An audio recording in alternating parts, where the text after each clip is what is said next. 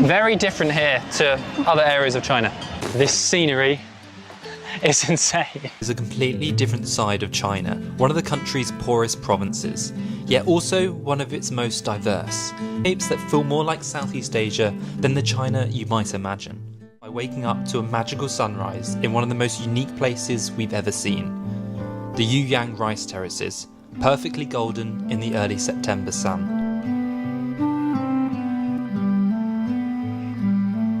Coming somewhere like this is just a world away from when we were in Shenzhen just a couple of days ago.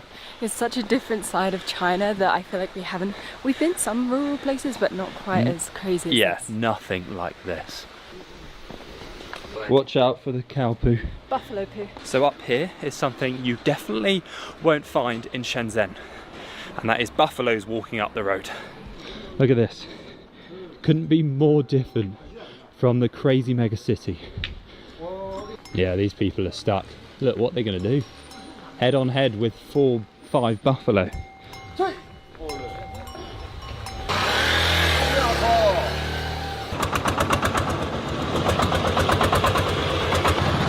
loudest vehicle I've heard in ages because literally everything in China is electric. We've just begun a hike where we're going to be dropping down into the rice terraces. At this time of the year, we're only about a month or so away from the harvest. So as you can see in the distance, a lot of the rice terraces are looking very green and golden. I wasn't sure how much we'd be able to actually walk through the rice terraces here because I feel like the farmers are quite protective over it, of course. But actually we're walking like straight through the middle and you can see like all the filtration water system running through that will probably flood the fields once they've done with the harvest. So Yunnan province actually has the most ethnic diversity of the whole of China, and one of the ethnic groups here is Hani, and these are called the Hani rice terraces. Now the Hani rice is actually unique and different to other types of rice, and it's actually supposed to be more nutritious. Apparently they don't use any pesticides, and it's all done in a very organic way. Oh, that's rice. 最近换了新手机，看视频流畅清晰多了。大家买了新的，旧的都怎么处理？像我那台 iPhone 16 Pro Max 就找转转上门回收了6800多，他家是真方便，回收师最快1小时上门，不管是写字楼还是住宅区都能随叫随到。而且转转是专业的二手回收平台，全国400多个城市都支持上门回收，当面报价，现场打钱。我还发现转转不只收手机，像各种数码产品、家用电器、黄金。甚至是 LV 包腕表这种奢侈品，我一直小麦又懒得处理，现在有了转转，一键下单就能通通打包带走，特别省心。要我说，轻松处理闲置物品，找转转这种大平台准没错。Oh, we found our rice. Is this rice? Well, I don't think you should quite eat this yet, but eventually will be. We're walking properly amongst the rice fields now, and this path I think we're going to take is about 3 hours long. And we've got like photos to see the right way, but because it's a different season, it's a little bit hard to see which way to go. Joel, look at this. Look, we've got chilies growing here, and we've got some like eggplant. Aubergine. Eggplant. Oh, look, runner beans. Oh, wow. Wow, it's cool they're mixed That's now pretty as cool. well. Yeah, probably have some chilies in our dinner later, no doubt, because we are in China. And obviously, we'll probably have some rice, or what is known here as mifa. Mifa, one of the only Chinese words we know. They just go on forever, don't they? Yeah, I keep almost falling a little bit here because It's so it's narrow. really thin. Just when we thought this place was a little bit back in time, we see a drone carrying something across the rice fields. Like, it almost looked like a bag of rice or something. I think it was like, maybe it's a delivery system or like, it looked like a parcel because it's just dropped something off and now it's going back. So crazy. Ni hao. This way? This way? Okay. Because we can't use like the local maps, we're trying to follow it on maps.me, but the paths just don't add up. We've walked quite a way through the terraces now. We're just going to kind of walk straight up along this path, which is very obvious, to get back to the town, as we get a bit lost.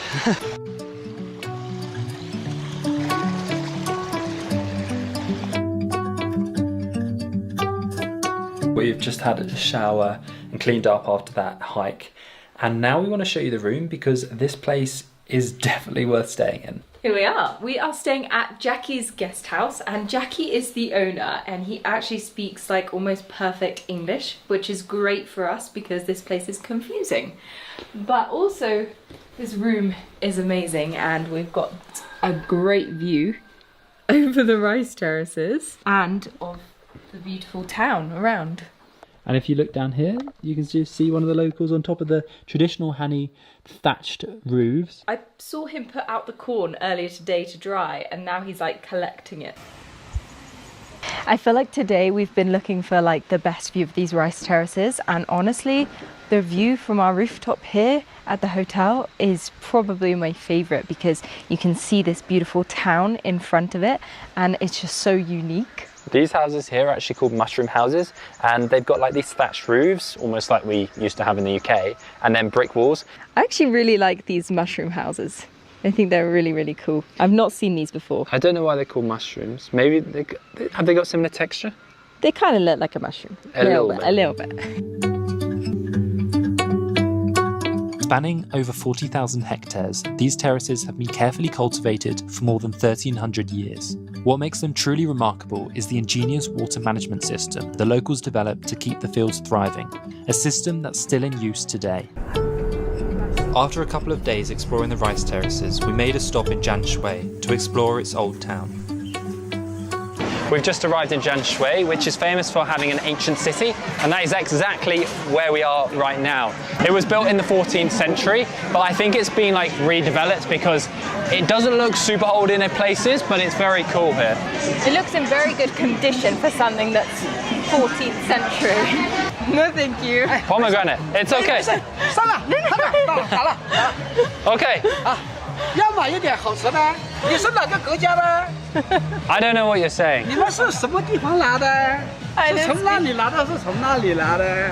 Oh, we don't speak Chinese. I don't know, but 谢谢, thank you. I like your hat. It's good. I know. Okay. 谢谢, bye-bye. It's funny because they seem to love to gift us fruit here. Like earlier we got gifted a mango by our hotel owner, which we can't even eat because we don't have knives or anything, but they seem to love to give us fruit. And they always speak to us in Chinese like we understand, and we definitely don't. We just smile and wave and say 谢谢.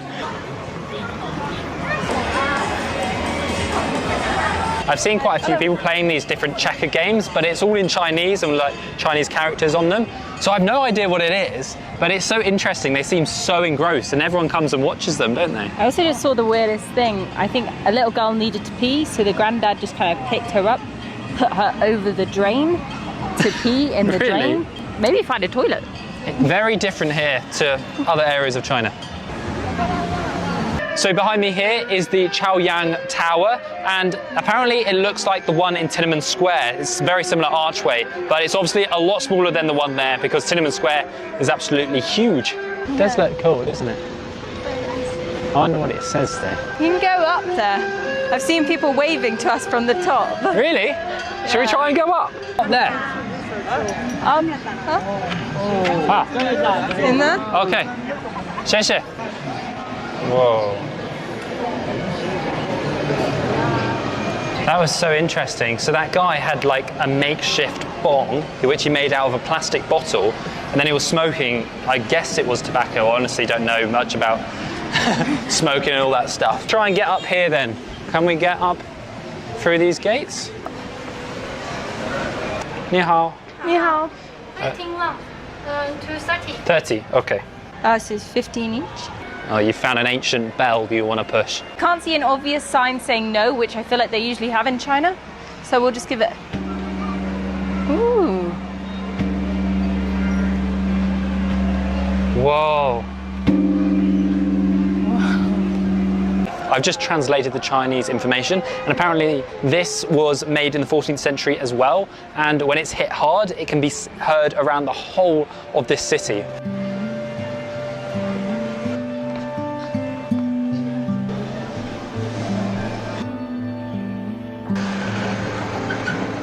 Our time in Jianshui was short, but allowed us to see just how much the culture here differs from China's major cities that we've experienced previously.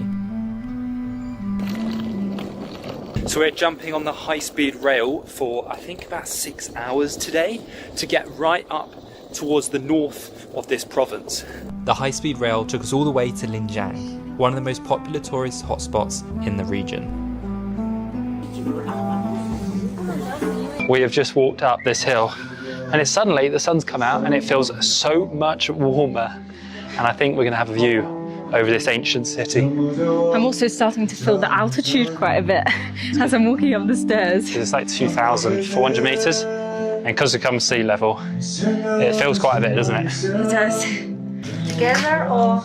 Together. Together. We change or Alipay? okay. Alipay. Your English is good. Yes. It's good, it's good. My Chinese, none.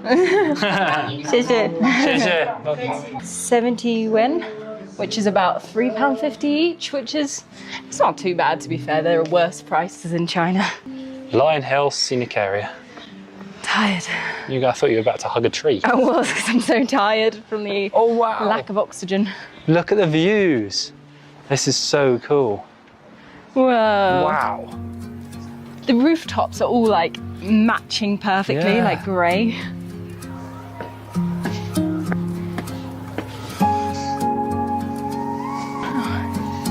Let's go. I think in front of me looks like the most Chinese temple I could imagine. Yeah, it's just so incredible. And the crazy thing is there's hardly anyone in this area, yet down in the ancient city it's quite busy. So this is Wangu Pavilion, and this was built in 1997. And I think it's about 5 stories tall. We're going to go to the top and we're going to hope that we can see Jade Dragon Mountain, which is like the huge peak which we are hoping to climb in a couple of days' time. All over China, when there's like tourist areas, you have so many rules and signs. No smoking, caution slip, caution drop down. I'm guessing drop down means fall. Yeah. So I think the mountain is in this direction, but it's too cloudy, unfortunately.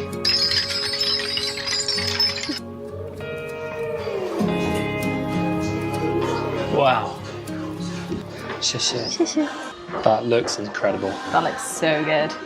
I think I've got ice cream in my matcha. That's kind of cool. This is coffee beans, which actually come from Yunnan. And Yunnan is basically the epicenter of Chinese coffee. I think 98% of all the coffee beans in China come from Yunnan. And it's all Arabica, so it's very, very high quality. Apparently a lot of Starbucks in the US actually import coffee from Yunnan. So if you've had a Starbucks before, chances are it's come from here. The architecture here is so cool, and it's such a unique place. We haven't really been to somewhere quite like this in China. This is one of the more quiet streets, but a lot of the streets feel extremely just built for tourism, for local tourism, and a little bit like a Disney park, like lots of places in China. There's a dog fight going on. They have a lot of these massive fluffy mountain dogs here.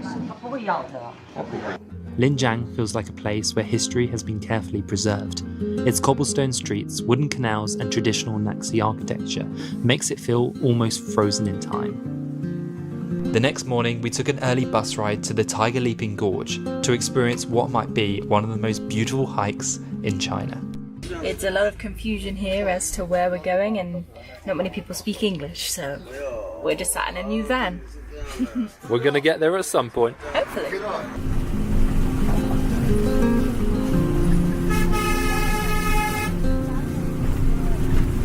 We have just arrived at one of the most incredible views we've seen in all of our travels throughout China. Look at this in front of us. Look at the clouds right now. It looks insane. It almost looks cooler with the clouds because you can see like how actually tall it is. We have some very scenic toilets, but a little bit basic. We've literally got a hole in the ground, but I mean, when you look at the view, it's not too bad.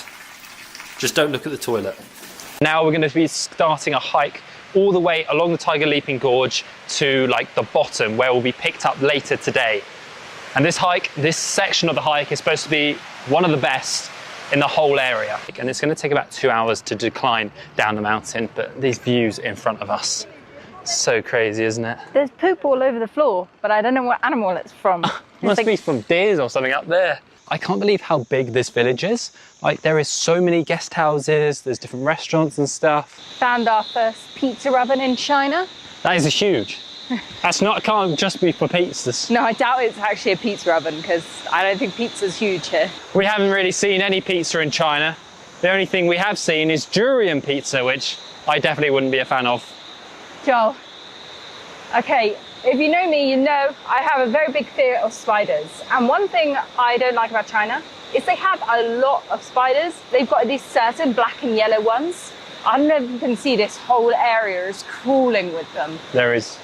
There's got to be at least. Wow. There's got to be at least 20 there. Like, there's so many.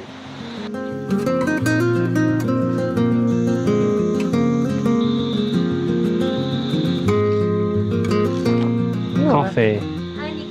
She does a nice latte. Nice latte. Cheers. Cheers.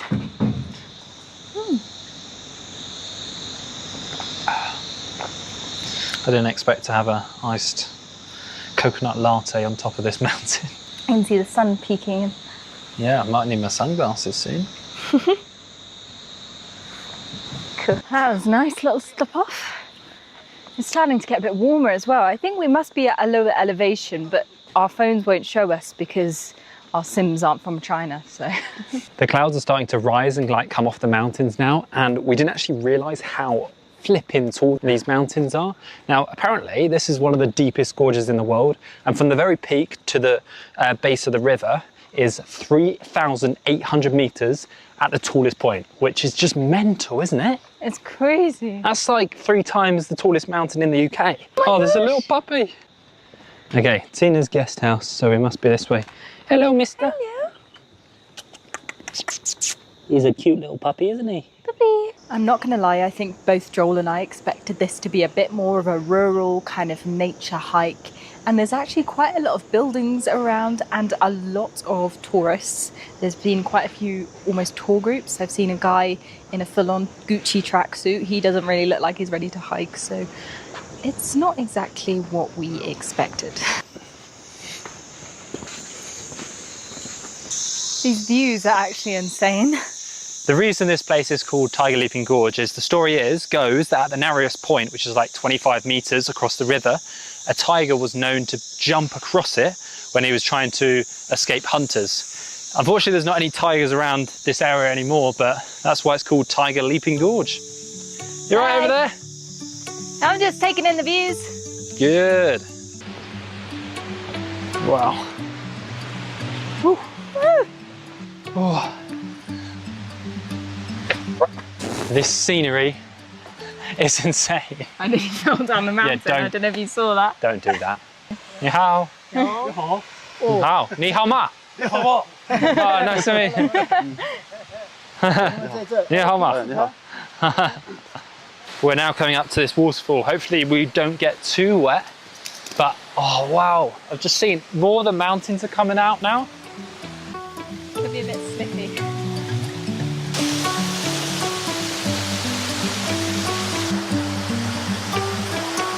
Slippy on that little bit through the waterfall.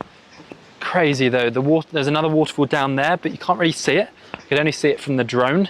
We found another waterfall and I'm glad I've got waterproof shoes on. We basically have to walk through the waterfall, don't we? Yeah. We're literally walking through a waterfall. It's cold. It's cold. I was so busy showing off my waterproof shoes that the water went up in the ankle and got in my shoes anyway. Are they wet? Yeah, my socks are wet. Oh no.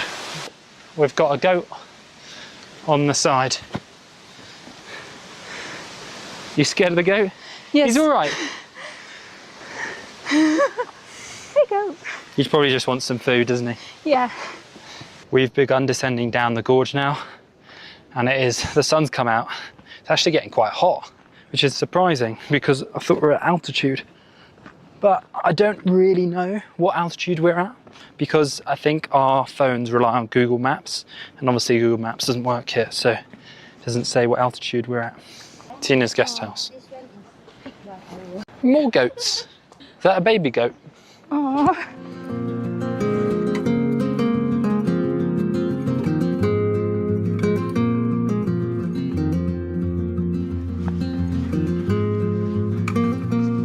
The rain has started to come down a little bit, although it's not too heavy. But we've only got about 20 minutes until we are at the point at which we'll be picked up, which is Tina's guest house.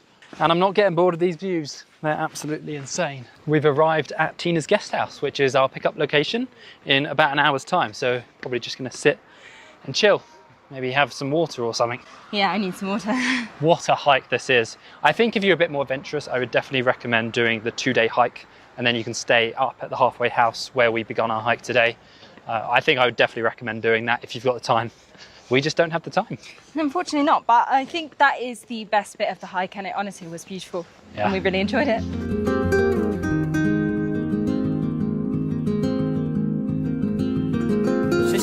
Bye-bye. We have arrived and it's like 7:15 and this place is so busy. It's like a theme park already. It's so early. I thought we were going to come and avoid the crowds.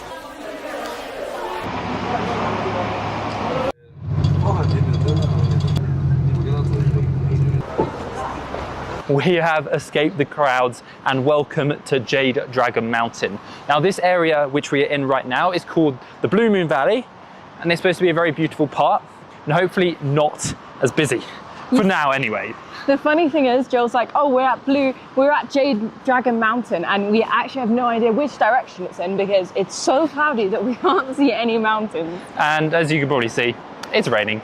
So this turquoise colour, apparently it comes from the copper ions in the region and the limestone, and that's why it's this like vivid turquoise colour. And when it's sunny, apparently it can be even more turquoise, but we've got a lot of cloud today. It looks like the colour of like the Philippines or something. Yeah, But literally like Gatorade water. a lot colder than the Philippines. The crazy thing about this Blue Moon Valley is that it's not actually fully natural. It's been partly man-made. There used to be a river running down it, but they basically dammed it all up with these waterfalls and basically made this scenic spot to make it like look more beautiful. But the water's definitely coming from the glacier up at the top of the mountain, which we can't see, and the water actually flowing is real. So I guess it would probably just be a normal river. But they've made it like into these 5 different glacier lakes. Pretty cool. It's beautiful. They've done a good job, but it's not natural.